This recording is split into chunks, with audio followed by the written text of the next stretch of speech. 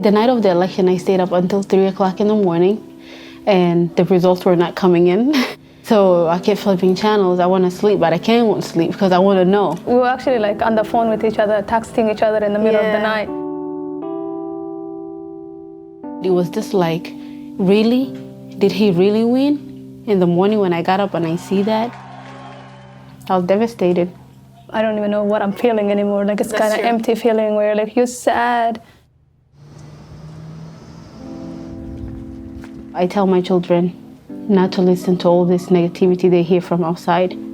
But every time they came home, my kids had something to ask. My son said, "Mom, we hear that if Donald Trump becomes president, he's going to take back refugees.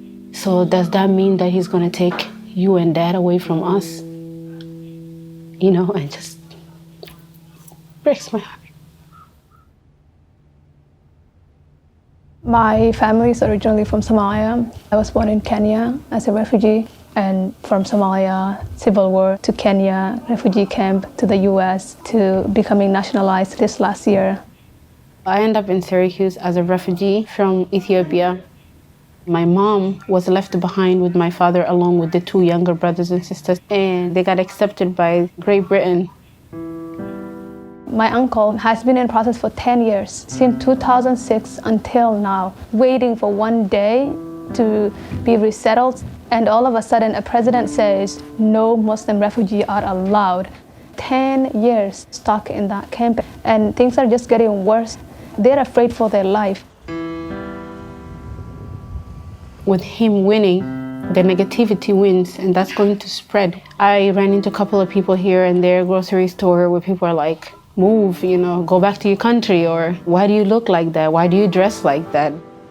I believe that if I have to take off my headscarf for my safety, that's a sign of weakness, and I'm not weak. I don't think Donald Trump won.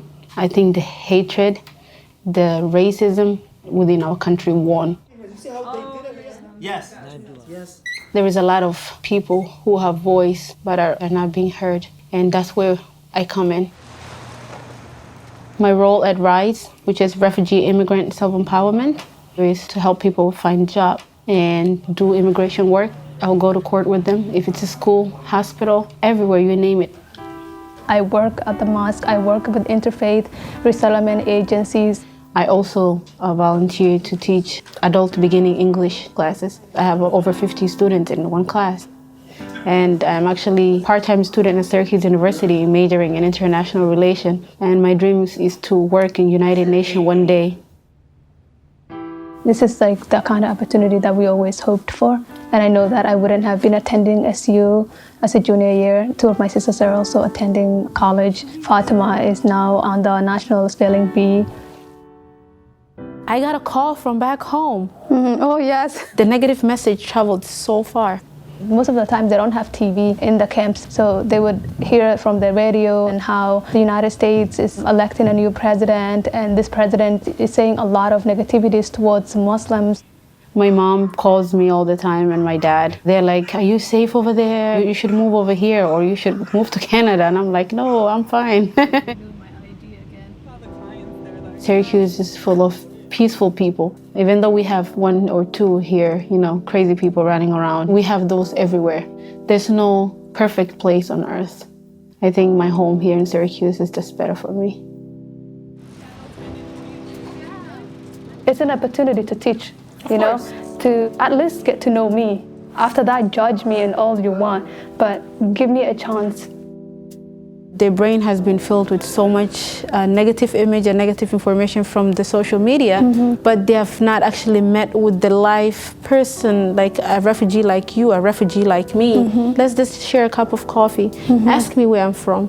Let's just move forward. She's from Utah. She's not from How can we fix those negative message? Okay, thank you very much. By spreading the word of peace and love and unity.